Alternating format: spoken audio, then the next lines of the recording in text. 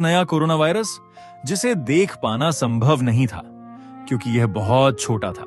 एक व्यक्ति से दूसरे व्यक्ति, एक शहर से दूसरे शहर और एक देश से दूसरे देश तक बहुत तेजी से फैल गया और दुनिया के हर कोने तक पहुंच गया। हम में से कोई भी इसे पकड़ सकता है, इसे फैला सकता है और बीमार हो सकता है। जब कोरोना वायरस से संक्रमित कोई व्यक्ति सांस लेता है, बात करता है, खांसता है या छींकता है, तो लाखों हानिकारक वायरस वाले बहुत छोटे छोटे बूंदें हवा में फैल जाते हैं और आसपास की हर चीज पर गिर जाते हैं, बिना हमें इसका एहसास हुए। वायरस हमारे शरीर में प्रवेश कर जाते हैं। हम उन्हें सांस के साथ अंदर ले लेते हैं। वे हमारे मुंह, नाक और आंखों पर पहुंच जाते हैं और हम उन्हें अपने हाथों पर उठा लेते हैं, फिर अपनी आंखों, नाक या मुंह को छूते हैं। इन तरीकों से वायरस हमारे शरीर में प्रवेश करते हैं और हमें संक्रमित कर देते हैं। ज्यादातर लोग कोरोना वायरस से बहुत ज्यादा बीमार नहीं पड़ते।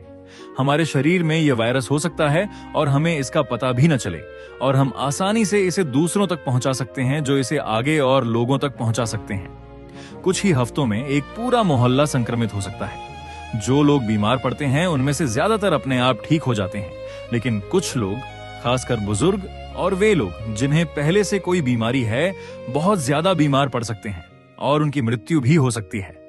कोरोना वायरस तब फैलता है जब लोग एक दूसरे के बहुत करीब होते हैं।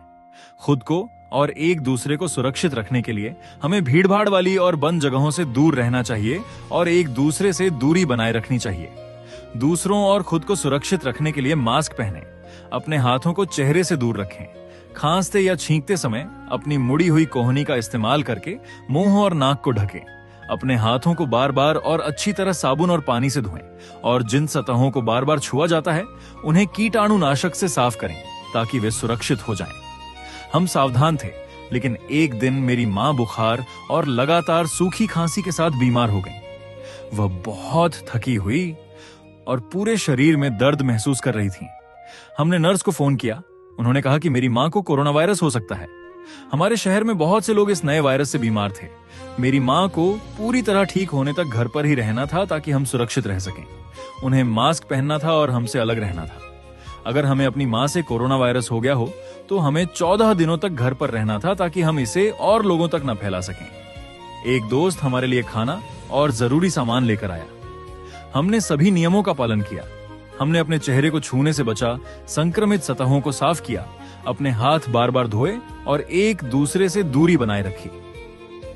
हमने ताजी हवा अंदर आने देने के लिए खिड़कियां खोल दी और जब भी हम अपनी मां के पास होते मास्क पहनते। दिन बीतते गए। मेरी मां ठीक हो गई और अब वह वायरस किसी और को नहीं फैला सकती थी। हमने घर पर रहने के अपने 14 दिन पूरे कर लिए। खुशी की बात थी कि हम सभी स्वस्थ रहे। घर पर अपनी बीमार मां के साथ और अपने समुदाय में बाहर रहते समय हमने जो सावधानियां बरती, उन्होंने कोरोना वायरस को फैलने से रोकने में मदद की। आप भी इन सावधानियों का पालन कर सकते हैं और खुद को, अपने परिवार को और अपने समुदाय को सुरक्षित रख सकते हैं।